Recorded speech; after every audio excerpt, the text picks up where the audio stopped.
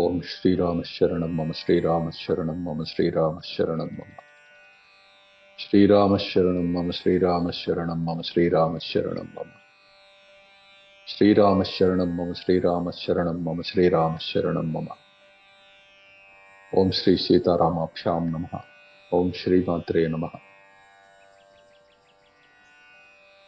ముముక్షు వ్యవహార ప్రకరణంలో 3వ సర్గని పోయిన సత్సంగంలో చెప్పుకున్నాం. ఇప్పుడు 3వ సర్గలో పోయినసారి మనం చెప్పుకున్న దాన్ని ఒకసారి సంస్మరించి 4వ సర్గలోకి వెళుతూ ఉన్నాం. ఏ జీవుడైనా సరే జననం కలిగిన వాడిని జీవుడు అంటారు. జనన అనుభవం కలిగిన వాడిని. అతడికి మరణ అనుభవం తప్పదు. ఈ మధ్యకాలంలో అతని యొక్క నిశ్చయాలు ఏవైతే ఉన్నాయో అవి అతని జీవితంగా అనుభవానికి వస్తూ ఉన్నాయి. అతడు మరణాన్ని చూడక తప్పదు కాబట్టి ఆ దేహము ప్రాణము విడిపోయే క్రమంలో దేహపతన కాలంలో మనసున ఎటువంటి సంకల్పం అయితే నిలబడి ఉన్నదో ఆ సంకల్పము భవిష్యత్ దేహంగా మారుతూ ఉన్నది. దానిని అనుసరించి అతని యొక్క మరల ప్రయత్నాలు అనేవి స్వభావము ప్రయత్నాలు అనేవి సిద్ధిస్తూ ఉన్నాయి. ఎప్పుడైతే ఈతడు సంకల్పాలని మార్చటం అనగా జీవావసరాలైన ఆహార, నిద్ర, భయ, మైథునాలనే వాటి అవసరాల నుంచి విడిపడిపోతూ ఉన్నాడు. అప్పుడు అతడికి సంకల్పాన్ని మార్చవలసిన అవసరం, వికల్పాలని చూడవలసిన అవసరం ఉండదు. కాబట్టి అది నిర్మలమైన స్థితి. ఆ స్థితికి చేరే లోపల అతడు తన మనస్సులోనే, తన హృదయంలోనే నానా లోకాలని, నానా జన్మల్ని, మరణాలని, జీవితాలని అనుభవిస్తూ ఉన్నాడు. తన ఒక్కడి అనుభవం కోసమే దృశ్యమంతా సిద్ధిస్తూ ఉన్నది. ఈ క్రమంలో అతడికి వచ్చే అనుభవాల యొక్క వైవిధ్యానికి అంతు ఏమీ ఉండదు. అదేవిధంగా అతడు ఈ అనుభవం వద్దు అనుకొని మరొక అనుభవాన్ని కోరినట్లయితే ఆ అనుభవాన్ని పూర్వపు యొక్క కర్మతో అలగలిసి అనుభవించడం జరుగుతుంది క్రొత్త అనుభవంగా. ఇక ఎప్పుడైతే ఈ అనుభవాలు ఏవి వద్దు, నా స్వాభావిక స్థితి, నా నిర్మల స్వభావం ఏదైతే ఉందో దాన్ని మాత్రమే దర్శిస్తానని చెప్పాడు. ఎప్పుడైతే అతడు సంకల్పం చేశాడో, ఆ సంకల్పానుగుణంగా అతడు ప్రవర్తించాడో అప్పుడు అతడికి కైవల్యం అనే అనుభవం కలుగుతుంది. కైవల్య స్థితిలో తోడు లేరు. లౌకిక స్థితిలో తోడు అనంతం, అనేక. ఈ లౌకిక స్థితిలో ఒక్క తోడునే కలిగి ఉంటే అది వ్రతం, అనేక తోడును కలిగి ఉంటే అది వేరే. ఈ తత్వం అంతా ముందు ముందు మనకి చాలా చర్చ జరుగుతూ వెళుతూ ఉంటుంది, స్పష్టంగా బోధపడుతుంది.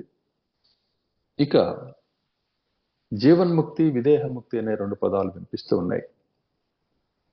ముక్తి అనే పదం ఎక్కడైతే ఉన్నదో ఆ పదం వచ్చి చేరిన తర్వాత దానికి ముందు ఏ పదం వచ్చినా సరే ముక్తి జరిగింది కాబట్టి ఇబ్బంది లేదు. అయితే ఇది లౌకికమైన ముక్తులు కావు. జైలు నుంచి విడుదలయ్యాడు, లేదు ఫలాని కబంధ హస్తాల నుంచి విడుదల పొందాడు అనే ఇటువంటి మాటలు కాదు. ఇది తన సంకల్పాల నుంచి తాను విడుదల పొందటం ఏదైతే ఉందో, తన నిశ్చయాల నుంచి తాను బయటపడిపోవటం ఏదైతే ఉందో, నిశ్చయాలు తనకు అన్యం కాదని చెప్పి గుర్తించడం ఏదైతే ఉందో, ఆ స్థితి ఈ శరీరం ఇంకా నిలబడి ఉండగా జరిగిన, శరీరాన్ని వదిలిపెట్టిన తర్వాత వదిలిపెడుతూ ఉన్న సమయంలో జరిగిన ముక్తే. శరీరం లేకపోతే విదేహముక్తి అంటాం. శరీరం అనే అనుభవాన్ని ఇంకా పొందుతూ ఉన్నట్లయితే దాన్ని సదేహముక్తి, జీవన్ముక్తి అనే పేరుతోటి చెప్తాం. ఈ రెండు కూడా నిర్వాణంలే. ఏ విధంగా అయితే అద్దంలో ప్రతిబింబాన్ని ఒకదాన్ని దర్శిస్తూ ఆ ప్రతిబింబాన్ని బింబం అనే ఆసక్తితో చూడటం అనేది బద్ధత్వము, భ్రాంతి అయితే, ఇది బింబము కాదు, కేవల ప్రతిబింబం మాత్రమే. బింబము నిర్మలము. ఈ ప్రతిబింబంలో కనపడుతూ ఉన్న నానా లక్షణాలన్నీ కూడాను బింబం యొక్క మహిమయే తప్ప నిజానికి బింబంలో ఎటువంటి ఇది లేదని చెప్పి ఎవరైతే గుర్తించారో వారు ప్రతిబింబ దర్శనం చేస్తూ ఉన్నప్పటికీ బింబం యొక్క స్థితియే వారి మనసులో ఉన్నది కాబట్టి ప్రతిబింబ బద్ధులు కారు, ప్రతిబింబం అనే ఆకర్షణలో పడరు. అప్పుడు ఆ ప్రతిబింబాన్ని వాళ్ళు దర్శిస్తున్నా విముఖులై ఆ దర్శనాన్ని ఆపివేసిన రెండు సమానమే. ఎందుకంటే విముఖులై వెళ్ళి అద్దం నుండి దూరంగా వైదొలిగిన వాడు, అది ప్రతిబింబం మాత్రమే అని చెప్పి గుర్తించిన వాడు, వాళ్ళిద్దరి యొక్క ఆశయం ఒకటే. దాన్ని దర్శిస్తున్నా, అనుభవిస్తున్నట్లుగా కనపడుతున్నా, లేదు దానిని వద్దు, ఈ అనుభవం చాలు, ఎంతసేపు చూస్తాం అని చెప్పి వదిలేసిన ఇద్దరు కూడా ముక్తులై ఉన్నారు.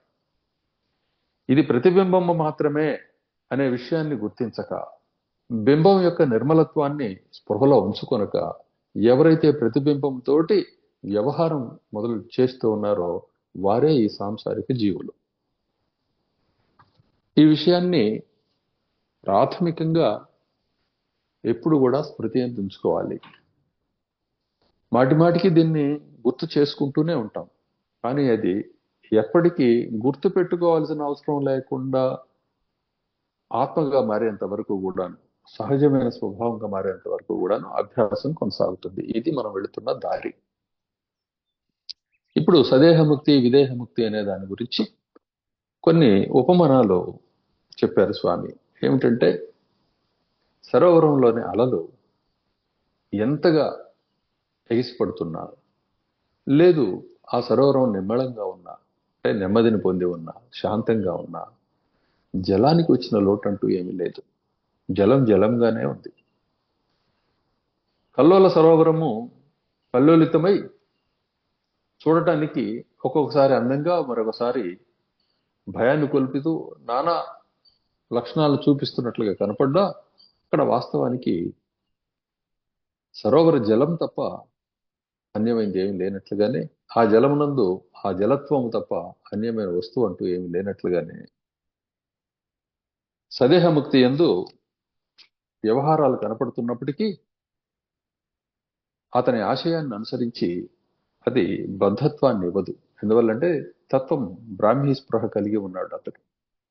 ఇక్కడ బ్రాహ్మీ అనే దగ్గర ఇప్పుడు ఒకసారి దాన్ని స్పర్శ చేసి మళ్ళా ముందు ముందు అధికంగా మాట్లాడుకుంటాం. బ్రహ్మ శబ్దం అనేది మనం చాలా తరచుగా వింటాం.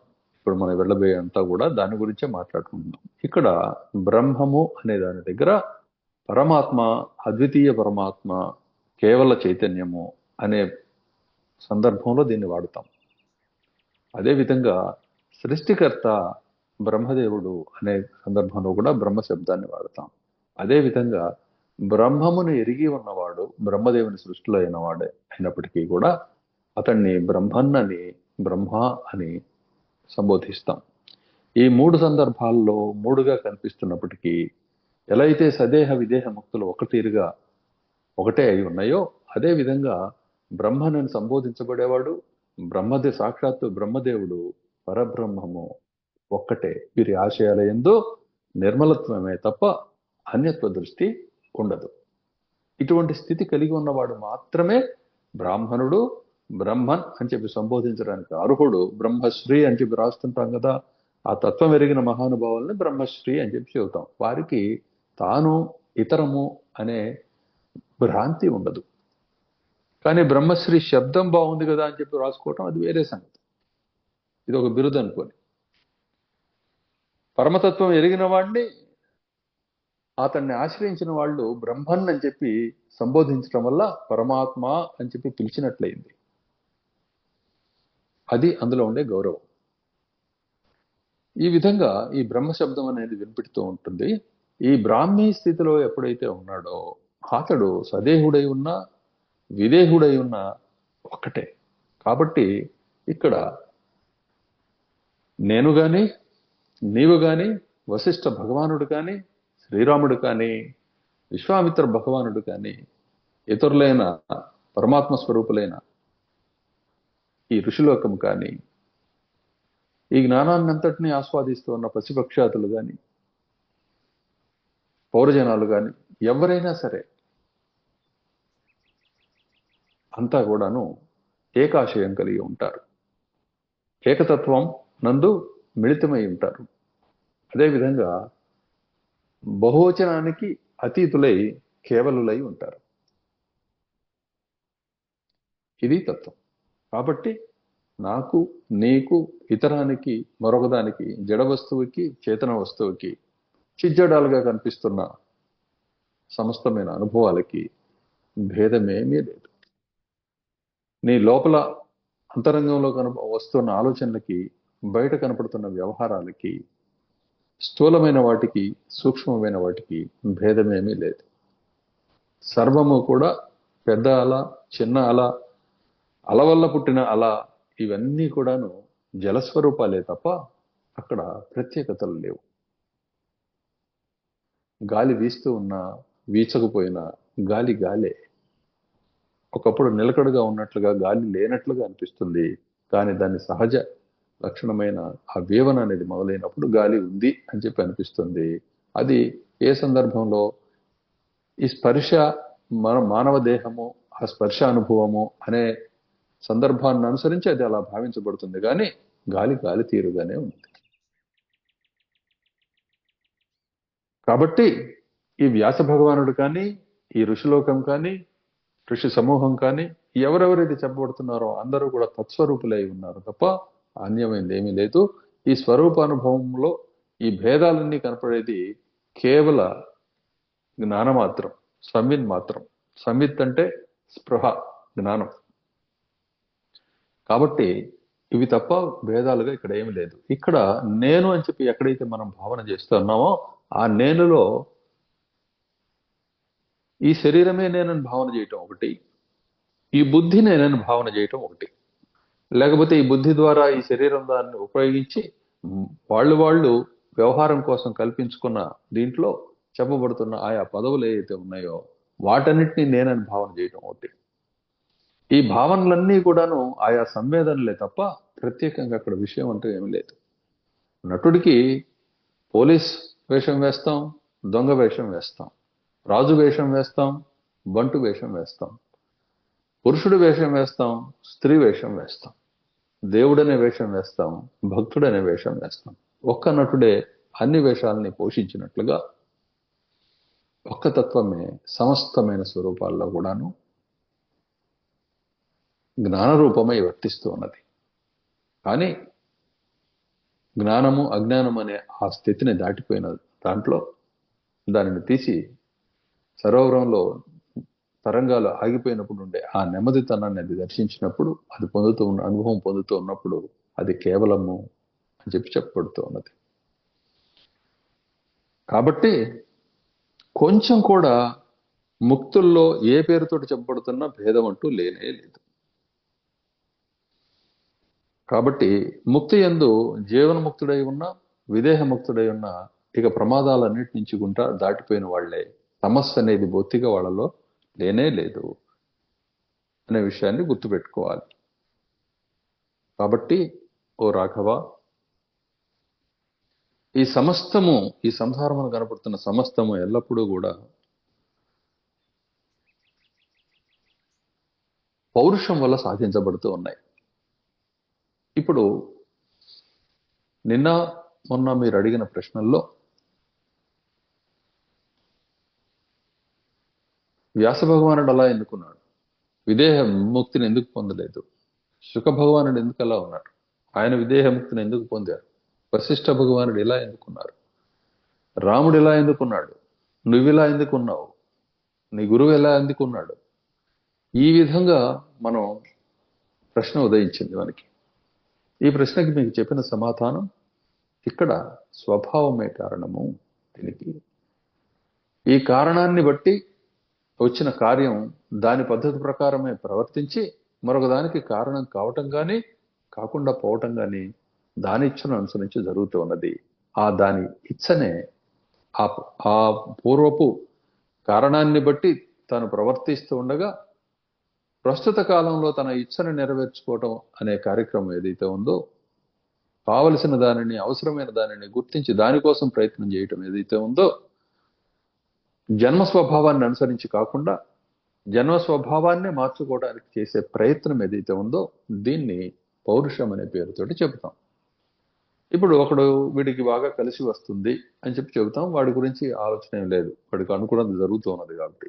వీడికి కలిసి రావటం లేదు అనే దగ్గర ఎందుకు కలిసి రావటం లేదు వీడికి, వాడికి పని ఎందుకు అవుతుంది, వీడికి ఎందుకు కలిసి రావటం లేదు, పని కావటం లేదని వివేచన చేసినప్పుడు వీడి కారణం అలా ఉన్నది, వీడి కర్మ అనే కారణము ఆ విధంగా ఉన్నది కాబట్టి అతడికి ఇటువంటి ప్రవృత్తి కలిగింది. దాన్ని అనుసరించి ఆలోచనలు, అవసరాలు కూడాను అటువంటి లక్షణాలు కలిగినవే ఇతడికి ఇష్టం అవుతూ ఉన్నాయి, స్ఫురిస్తూ ఉన్నాయి. ఆ కారణం చేత అలా వెళుతూ ఉన్నాడు,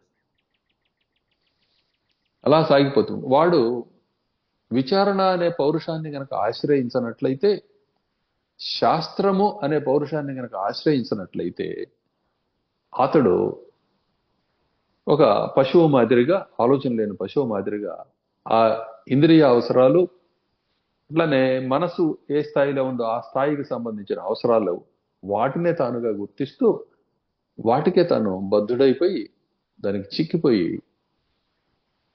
అలా ప్రవర్తిస్తూ ఉండడం జరుగుతుంది. అటువంటి ప్రవర్తన వల్ల ఏమవుతుందంటే అప్పటికి అతడు ఏ స్వభావాన్ని అయితే కలిగి ఉన్నాడో ఆ స్వభావాన్నే ఇంకొంచెం దృఢతరం చేస్తూ ఉన్నాడు. ఈ విధంగా అతడు మరింత బద్ధుడైపోతూ ఉన్నాడు, కేవలం స్పృహ లేనందువల్ల, ఉత్తమమైన స్పృహ లేనందువల్ల. బ్రాహ్మీ స్పృహలో ఉన్నవాడికి అసలు కర్మ వికర్మ అనేవే లేవు, సర్వము అతడికి అకర్మయే.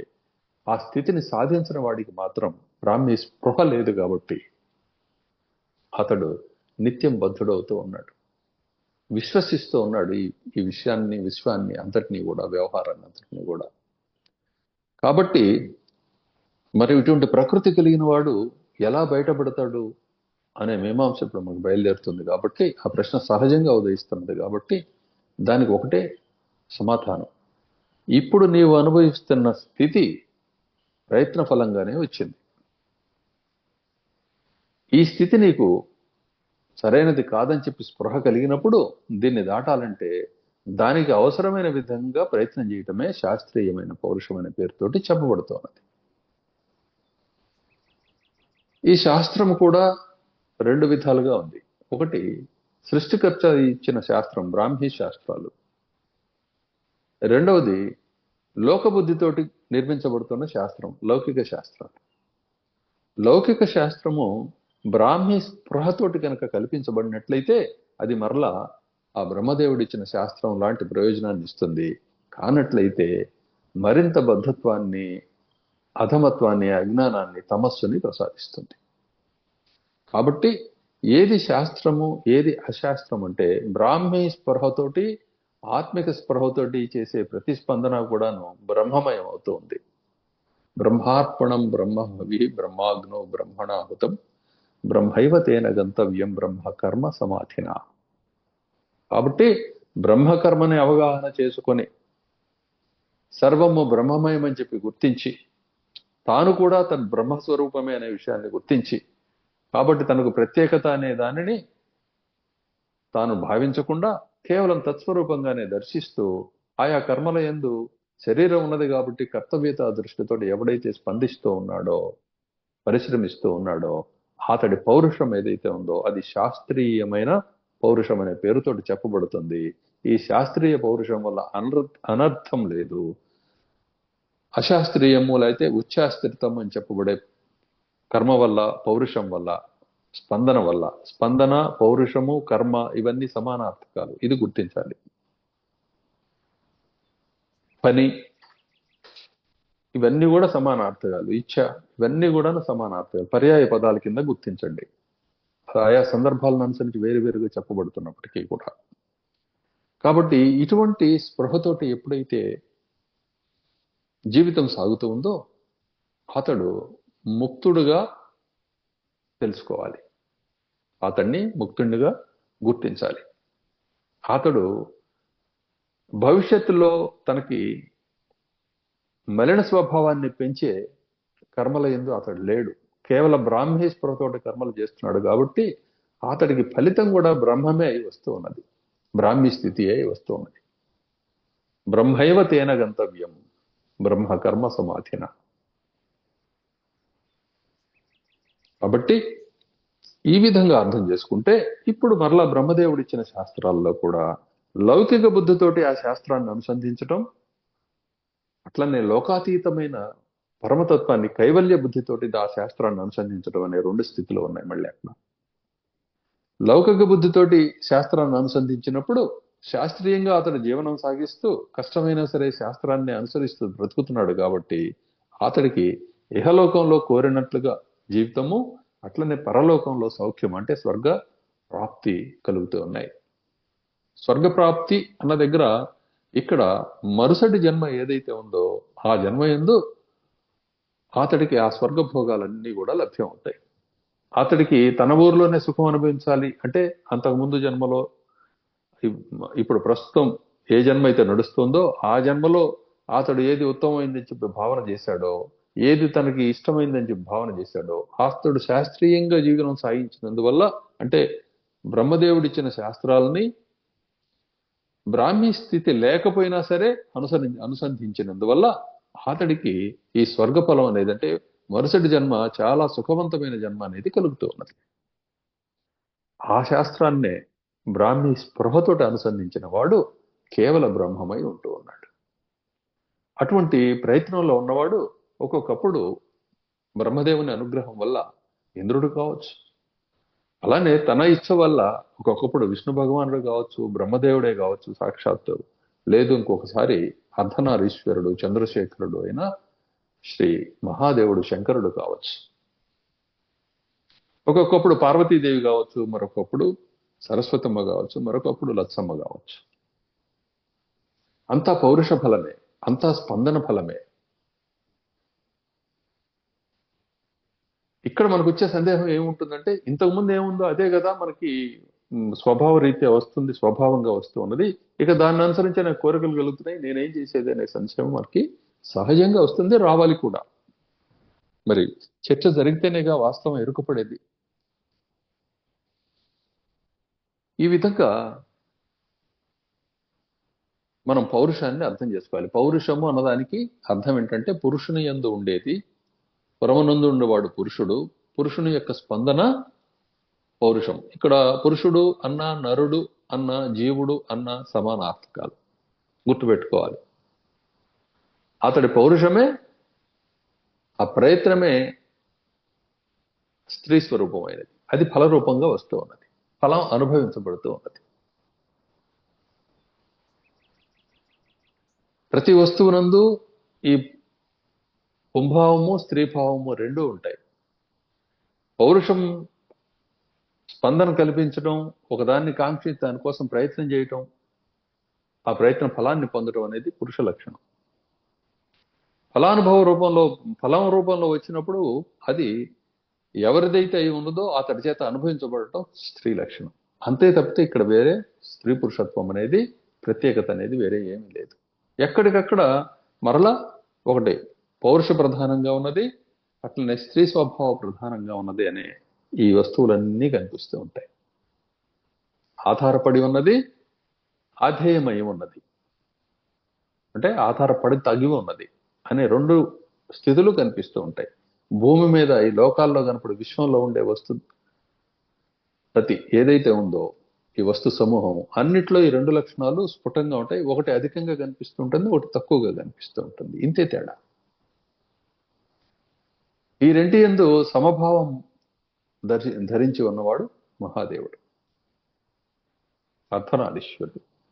ఏదైనా సరే ఈ ఈ పదవులు, ఈ స్థితులు అన్నీ కూడాను స్పందన వల్లే కనిపిస్తూ ఉన్నాయి.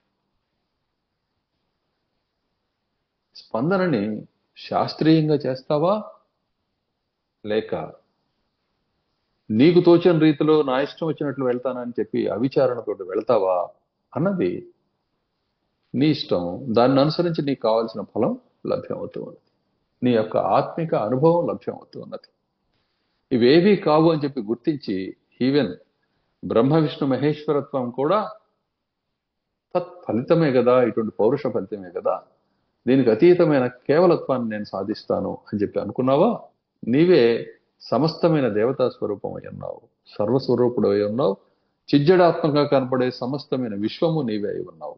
ఈ స్థితి క్రమంగా అధ్యయనం ద్వారా, అభ్యాసం ద్వారా, గురుసేవ ద్వారా, జీవితాన్ని ఈ మార్గానికి నివేదించుకోవడం ద్వారా సాధ్యం అవుతుంది. జీవితాన్ని ఈ మార్గానికి నివేదించుకోవడం అంటే ఇక లౌకిక ప్రయత్నాలు, కోరికలన్నీ ప్రక్కన పెట్టేసి దీనికి సంబంధించిన ప్రక్రియల్లో, ఈ శ్రవణంలో, విచారణలో, అటువంటి జీవితం గడపడంలో ఆ లక్ష్యం కలిగి అనే దాంట్లో నివేదన అనేది పూర్ణమవుతుంది.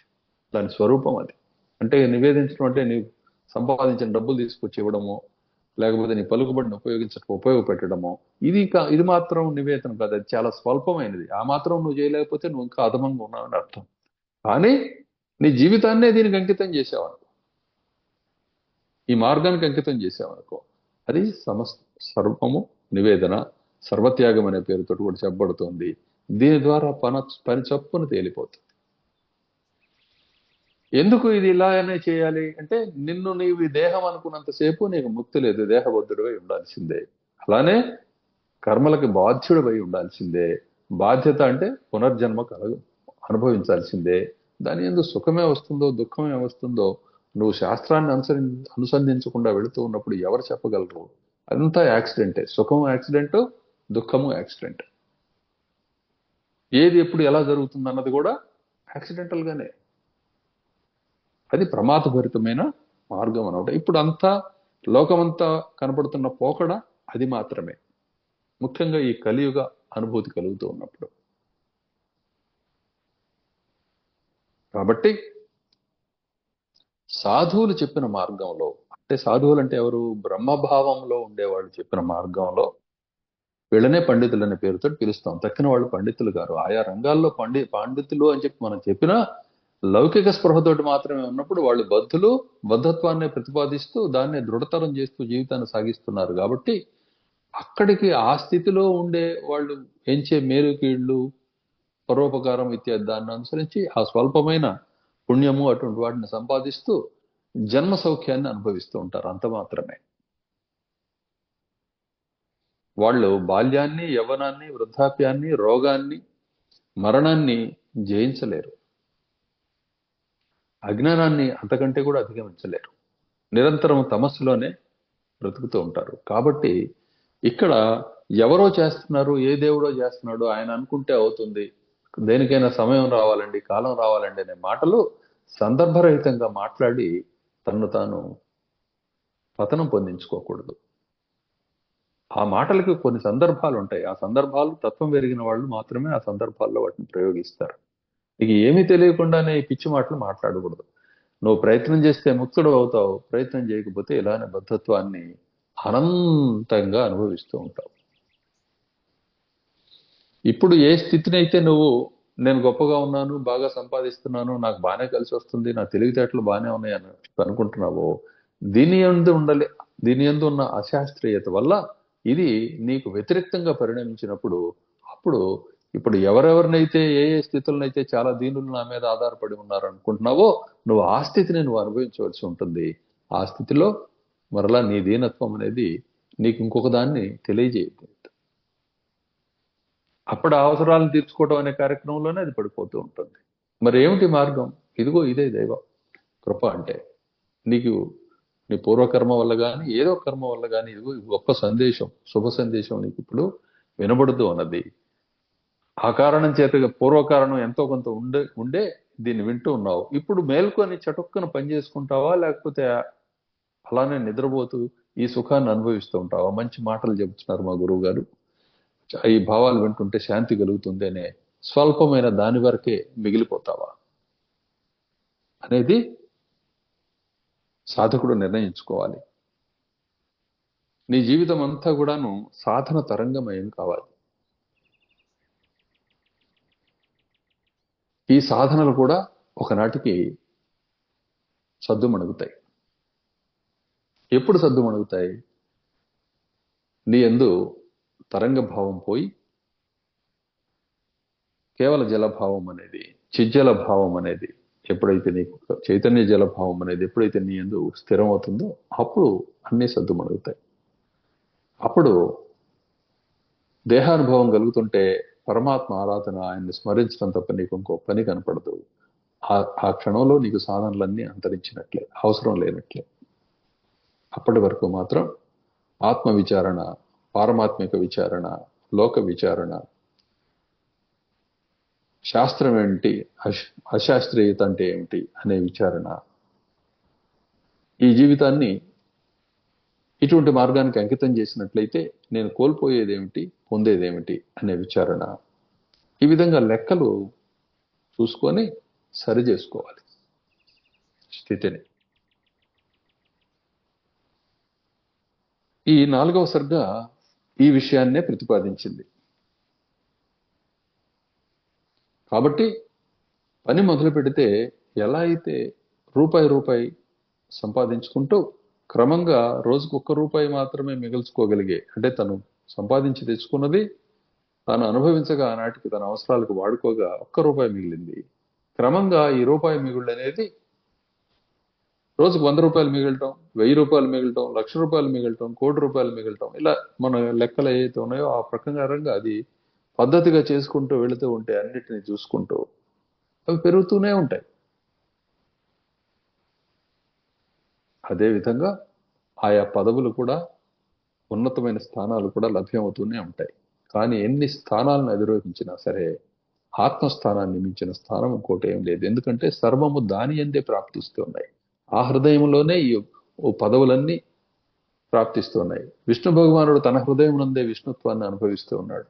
బ్రహ్మదేవుడు తన హృదయం నందే బ్రహ్మత్వాన్ని అనుభవిస్తూ ఉన్నాడు. మహాదేవుడు తన హృదయం నందే తత్ లయకర్త అనే పదవిని అనుభవిస్తూ ఉన్నాడు. పార్వతీపతి అయి ఉన్నాడు. కాబట్టి తన హృదయమునందే తన సమస్తమైన పదవులు తాను సాధించబడుతూ ఉన్నప్పుడు తనను తాను సాధించుకోవడం అన్నిటికంటే ఉత్తమమైనది కదా. కాబట్టి ఆత్మ పదవిని మించిన పదవి అనేది ఎప్పుడూ కూడా ఉండదు. ఈ విషయం తెలిసిన వాడు ఆత్మ పదవి కోసం ప్రయత్నం చేయవచ్చు, స్పందించవచ్చు, తదనుగుణమైన జీవితాన్ని గడపవచ్చు.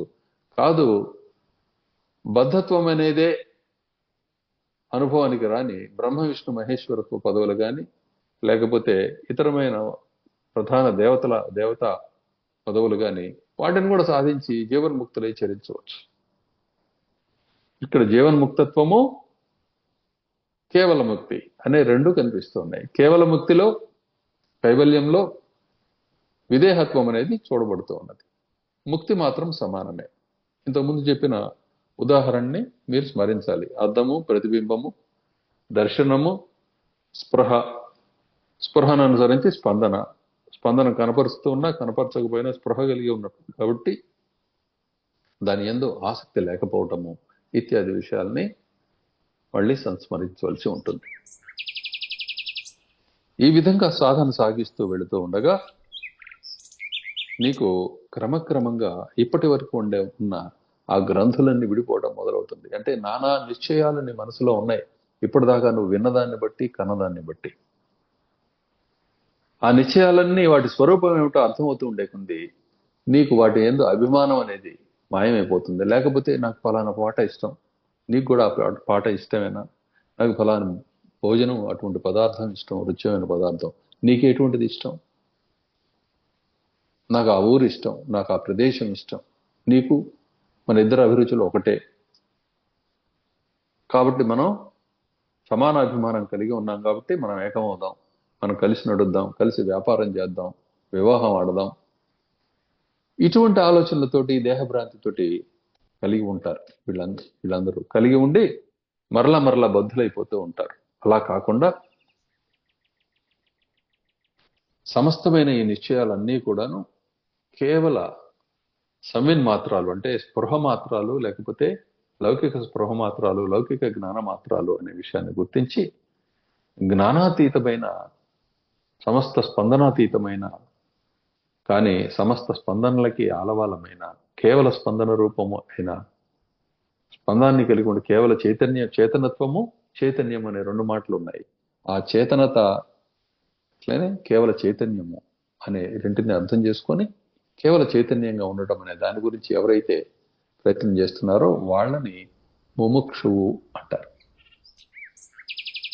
వారు సదేహులై బ్రహ్మ విష్ణు మహేశ్వరాది పదవులు పొందిన లేదు విరమించిన దాని నుంచి కూడా రెండు సమానమే. కాబట్టి దానికి మళ్ళీ పౌరుషమే ఆశ్రయభూతమై ఉన్నది కాబట్టి, ఆశ్రయించదగి ఉన్నది కాబట్టి పౌరుషాన్ని ఆశ్రయించాలి. పౌరుషము అంటే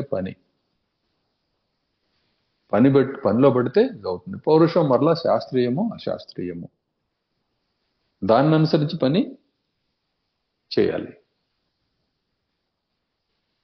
కాబట్టి ఎవరైతే శాస్త్ర విధిని అనుసరించి చేస్తున్నారో వారికి ప్రమాదాలు లేవు, అశాస్త్రీయంగా చేస్తున్నారో వాళ్ళకు ప్రమాదాలు ఉంటాయి. ప్రమాదం అంటే ఏదో కోరని ఫలం, నువ్వు ఒకటి అనుకుంటే ఇంకోటి వస్తుంది, అదే ప్రమాదం. అది ప్రమాదవశాత్తు వచ్చిందండి, యాక్సిడెంటల్ గా తెలిసిందండి, యాక్సిడెంటల్ గా నష్టం అయిందండి, యాక్సిడెంటల్ గా లాభం వచ్చిందండి, యాక్సిడెంటల్ గా సుఖం లభ్యమైంది, యాక్సిడెంటల్ గా కష్టం వచ్చింది. ఎందువల్ల వస్తుంది యాక్సిడెంటల్ అనే మాట? ఎందువల్ల వస్తుంది? నీ దర్శనానికి అందకుండా, అంటే నువ్వు అశాస్త్రీయమైన ధోరణిలో మంచి ఉద్దేశంతో ప్రయత్నం చేస్తూ ఉన్నప్పుడు ఇటువంటివన్నీ జరుగుతూ ఉంటాయి. అసలు చెడు ఉద్దేశము అనే భావంతో శాస్త్రం ఇష్టం ఏం లేదు, అంత చెడు భావాలతో అన్నప్పుడు దాని ఫలితాలు దానికి నేరుగానే ఉంటాయి. కాబట్టి ఫలితంగానే ఆత్మ పదవి లభిస్తూ ఉన్నది, చివరికి ఫలాలకు అతీతమైన కేవలత్వం లభ్యం అవుతున్నది, శ్రమ పడవలసిన అవసరం లేని స్థితి కలుగుతున్నది. ఇప్పుడు ఈ ప్రయత్నం నందు ముముక్షత్వం నందు కూడా శ్రమ ఉన్నది. క్రమంగా ఫలితం లభ్యమైన తర్వాత శ్రమ అనేది ఇంకా కనపడదు. కానీ లౌకిక దృష్టిలో కూడా శ్రమ ఉంటుంది, ఫలితం వస్తుంది. కానీ ఫలానుభవ కాలంలో కూడా శ్రమ ఉంటుంది. దీంట్లో ఫలానుభవ కాలంలో శ్రమ ఉండదు, తిరిగి సంపాదించాల్సిన అవసరం ఉండదు లభ్యమైతే. ఇక్కడేమో లౌకికమైన వ్యవహారాల్లో వచ్చే ఫలము, లౌకిక స్పృహతోటి వచ్చే ఫలము ఖర్చు అయిపోతూ ఉంటుంది, మళ్ళీ సంపాదించి కూడబెట్టుకుంటూ ఉండాలి. ఆత్మిక స్పృహలో, పారమాత్మిక స్పృహలో వచ్చిన ఫలితం అనేది ఒకసారి వస్తే ఖర్చు అయిపోయేది కాదు, అన్యత్వాన్ని తోచనిచ్చేది కాదు. అందువల్ల ఎప్పుడైతే అన్యత లేదో అక్కడే పుణ్యానికి అవసరం లేదు, పాపం అసలే లేదు. పుణ్యం అవసరం అనేది లేనే లేదు. అన్యం ఉన్న దగ్గర పుణ్యం కావాలి, అన్యం లేని దగ్గర పుణ్యం ఎందుకు? ఉపయోగమే లేదు. తనలో తానే ప్రవేశించి ఉంటున్నప్పుడు అతడికి సుఖాన్ని ఇచ్చేది అతడి కర్మ కాదు, తానే తన అస్తిత్వమే సుఖమయ స్వరూపం. ఇది ఈ సూత్రాన్ని అర్థం చేసుకోవడానికి మనం సాధన కొనసాగిస్తూ ముందుకు వెళ్తాం. ప్రతిరోజు దీంట్లో గడుపుతాం, ఈ జీవితాన్ని దానికి పెట్టుబడిగా పెడతాం. కాదు నా భార్య, పిల్లలు, నా వ్యాపారము, వృత్తి, వ్యవహారాలు ఉన్నాయి, వాటిలో కొంత నేను న్యాయం చేసి రావాలి, వాళ్ళని అలా వదిలేసి రాకూడదంటే నువ్వు మకిల్లో ఉన్నావు కాబట్టి నీకు అలా అనిపిస్తూ ఉన్నది అంతే. తత్వం ఎరిగిన తర్వాత ప్రశాంతంగా వాటన్నింటిని ప్రక్కన పెట్టి దీంట్లో ఉంటాం. అంటే నీ మనసు మురికి పట్టి ఉన్నది కాబట్టి ఆ మురికి కారణంగా నీకు అలా అనిపిస్తూ ఉన్నది. లేని వస్తువును ఉన్నట్లుగా నువ్వు దర్శిస్తున్నావు, ప్రతిబింబాన్ని బింబం అని చెప్పి భ్రాంతిలో ఉన్నావు. ఆ కారణం చేత నీకు అలా అనిపిస్తూ ఉన్నది. నీ కోసం ఎదురు చూసే ప్రాణి ఎవ్వడూ లేడు ఈ లోకంలో. నువ్వు ఉన్నావన్నంతసేపు నీ మీద ఆధారపడి ఉంటారు, నువ్వు లేవన్నంతసేపు వాళ్ళ మీద వాళ్ళే ఆధారపడతారు, లేక మరొక ఆధారాన్ని వెతుకుతారు. ప్రతి జీవి కూడా తన పూర్వకర్మను అనుసరించి, ప్రస్తుత ప్రయత్నాన్ని అనుసరించి సుఖదుఖ అనుభవాన్ని పొందుతున్నాడు తప్ప ఎవరి వల్లనో కాదు. కాబట్టి ఎవరిని రక్షించడం అనే కార్యక్రమము, వాళ్ళు లేకపోతే నాకు రక్షకులు లేరు అనుకునే కార్యక్రమము ఎక్కడా ఉత్పన్నం కాదు. భగవంతుడే నీకు ఆ ధర్మాధారమైన ఆ పదవి రూపంలో ఉన్నాడు, అట్లానే సమస్తమైన ధర్మాలకు అతీతమైన కేవల రూపంలోనూ ఉన్నాడు. అసలు వాస్తవ స్వరూపం అదే. ఈ విషయం నీకు అర్థమైతే నీవు ఇక పరమాత్మ స్వరూపం మాత్రమే కావాలని ప్రయత్నం చేస్తూ పరమాత్మ గురించి చింతిస్తూ ఉన్నావు కాబట్టి దేహం ఉండగానే పరమాత్మగా నిన్ను నువ్వు దర్శించగలుగుతావు, దేహం పతనం అయితే పరమాత్మగా ఉంటావు. అలా కాకుండా నువ్వు చేసే ఆలోచనల వల్ల ఆ ఆలోచన రూపాన్ని నువ్వు సంతరించుకొని ఆ స్వభావాన్ని అనుసరించి ప్రయత్నిస్తూ మాటి మాటికి పునరపి జననం పునరపి మరణం. ఇది స్థితి. చాలా సూటిగా విస్పష్టంగా ఉంది ఈ చెప్పిన మాట. ఇక దీంట్లో వివరణలు నీకు చాలా సందేహాలు కలుగుతుంటే ఈ వివరణలు చెప్పుకుంటూ వెళ్తాం చాలా కథల రూపంలో అనేక రూపాల్లో. నీకున్న ఈ అహంకారాన్ని ఈ నిశ్చయాన్ని పూర్తిగా కాల్చివేయడానికి గురువులు తగు విధంగా శ్రమపడి నీకు ఆ పని పూర్తి చేస్తారు. నేను నీవు తప్ప అన్యం లేదనే విషయాన్ని గుర్తించు. నీ గురువునైన నేను పరమాత్మ స్వరూపుణ్ణై ఉన్నాను, కేవలం చైతన్యమై ఉన్నాను. నన్ను భావిస్తూ నన్ను దర్శిస్తూ నీ వైపు చూసుకుంటే నేనే కనిపిస్తాను. నిన్ను భావించినట్లయితే నేనే దిక్కుగా ఉంటాను. నాకు నీవు, నీకు నేను, మరి అన్యులు ఎవరు లేరు. ఈ విషయాన్ని నువ్వు గుర్తించి తగు విధంగా ప్రయత్నం చేసినట్లయితే కేవలత్వం అనే దాన్ని పొందుతావు. అప్పుడు నేను, నీవు, ఇతరులు అనే భావాలు ఏవి కూడాను కనపడవు. సర్వము ఏకమైపోతాయి. ఇదే పరమసుఖం. లౌకిక సుఖాల్లో కూడాను ఏకత్వం వల్లనే సుఖం లభ్యం అవుతున్నది, సంయోగం వల్లనే సుఖం లభ్యం అవుతున్నది. పదార్థ సంయోగం వల్ల ఆయా సుఖాలు లభ్యం అవుతూ ఉన్నాయి. పదార్థ ప్రాప్తి లేనప్పుడు లౌకిక దుఃఖం అనేది అధికం అవుతూ ఉన్నది. దాన్నే దారిద్ర్యం అనే పేరుతో పిలుచుకుంటాం. ఏమీ లేదండి వీడికి అని. ఆ పదార్థాల లభ్యత సమృద్ధి కలిగినప్పుడు వీడు సుఖవంతుడండి, యోగవంతుడు అనే పేరుతోటి మనం చెప్పుకుంటూ ఉంటాం. కానీ ఆ యోగం ఎప్పుడు కలుగుతూ ఉన్నది? ఏ పదార్థం అయితే అనుభవనీయమై ఉన్నదో ఆ పదార్థం అతడు అనుభవిస్తున్నాననే భావంతో దాన్ని అనుభవించినప్పుడు ఆ సుఖం అనేది లభ్యం అవుతుంది, ఏకత్వం కలిగినప్పుడు. కాఫీ సిప్ చేసిన మామిడి పండును అలా ఒక్కసారి అలా పీల్చుకున్న రసాన్ని అది లభించిన క్షణంలో మరి రెండో ఆలోచన లేకుండా కాసేపు నీ మనసు నిలబడుతుంది. అదే ఏకత్వ అనుభూతి, తాత్కాలికమైన ఏకత్వ అనుభూతి. మిథ్యా అనుభూతిలో ఉన్న ఏకత్వ అనుభూతి, భ్రాంతిలో ఉండే ఏకత్వ అనుభూతి. ఇది నిలబడదు, ఇది క్షణికం. అంటే ఒక్క క్షణంలో మరలా ఇంకొక దాని మీదకి మనసు పోతుంది, ఇంకోటి కావాలనిపిస్తుంది. అది ప్రాప్తించగానే అమ్మయ్య అనిపిస్తుంది, మళ్ళీ ఇంకొక కోరిక కలుగుతుంది, మళ్ళీ దానికి ప్రయత్నము, అది ప్రాప్తించుకుంటుంటే మరలా ఆహా అనిపిస్తుంది. ఇది 5 విధాలుగా పంచేంద్రియ పంచ విషయాల రూపాల్లో ఉన్నది. జీవితం అంతా తత్స్వరూపమే, ఇంకంతకంటే ఏం లేదు. కంటితోటి చూస్తున్నావు, చెవితో వింటున్నావు, ముక్కుతో ఆఘ్రాణిస్తూ ఉన్నావు, అట్లనే నాలుగుతో రుచి చూస్తూ ఉన్నావు, జబ్బుతో చర్మంతో స్పర్శిస్తూ ఉన్నావు. ఇవే కదా కర్మేంద్రియాలు ఉన్నాయి, వాటి ద్వారా మాట్లాడుతున్నావు. అదేవిధంగా ప్రతి సౌఖ్యాన్ని అనుభవిస్తున్నావు, విసర్జన అనే వ్యవహారాలను అనుభవిస్తున్నావు, నడుస్తున్నావు. ఈ స్థితుల్ని నువ్వు కర్మల రూపంలో దర్శిస్తూ ఉన్నావు, చేస్తూ నీ ప్రయత్నం రూపంలో. ఇవి కాకుండా జీవితంలో ఏమున్నాయో చెప్పండి. ఏమీ లేదు. బాగా ఆలోచన చేసి చూస్తే ఇవే పనులు మాటి మాటికి చక్రంలాగా అలా తిరుగుతూ ఉన్నాయి వేగంగా. వీటి చుట్టూనే జీవితం అంతా సాగిపోతూ ఉన్నది. ఇవి తప్పితే వేరే ఉన్నాయి. సుఖాలు ఇవే, దుఃఖాలు ఇవే.